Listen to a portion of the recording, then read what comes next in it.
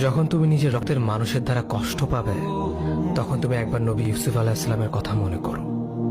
তিনি কিভাবে নিজের ভাইয়ের দ্বারা প্রতারিত হয়েছিল। যখন তোমার বাবা মা না বুঝেই তোমার বিরুদ্ধাচরণ করে, তখন নবী ইব্রাহিম আলাইহিস সালামের কথা মনে করো। তার বাবা তাকে আগুনে নিক্ষেপ করায় ভূমিকা রেখেছিল। যখন তুমি সমস্যা থেকে পরিত্রাণের জন্য কোনো পথ পাবে না, তখন ইউনুস আলাইহিস সালামের কথা ভেবো। তিনি কতটা সময় তিমি মাছের পেটে আটকা পড়েছিল। যখন তোমার নামে কেউ মিথ্যা অপবাদ ছড়িয়ে দেবে, তখন মা আয়েশা রাদিয়াল্লাহু আনহার কথা মনে করো। তার নামে পুরো শহর জুড়ে কুৎসা রচনা করা হয়েছিল।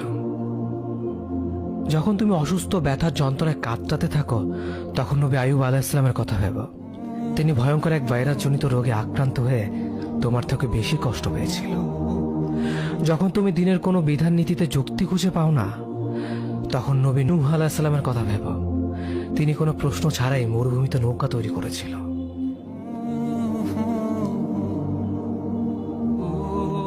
যখন তুমি আত্মীয়স্বজন, পরিবার, বন্ধু বান্ধবের কাছে হাসির পাত্রে পরিণত হও, তখন তুমি শেষ নবী হযরত মুহাম্মদ সাল্লাল্লাহু আলাইহি ওয়াসাল্লামের কথা ভেবো।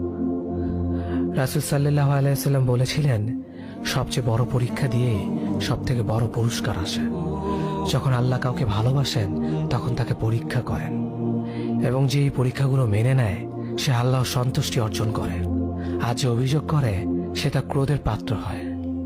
হে আল্লাহ, তোমার কথা মনে করা, তোমার প্রতি কৃতজ্ঞ হওয়ার এবং তোমার ইবাদত করার তৌফিক আমাদের দান করো। আমিন। যেভাবে তুমি সন্তুষ্ট হও, সেভাবেই আমাদের পরিচালিত করো।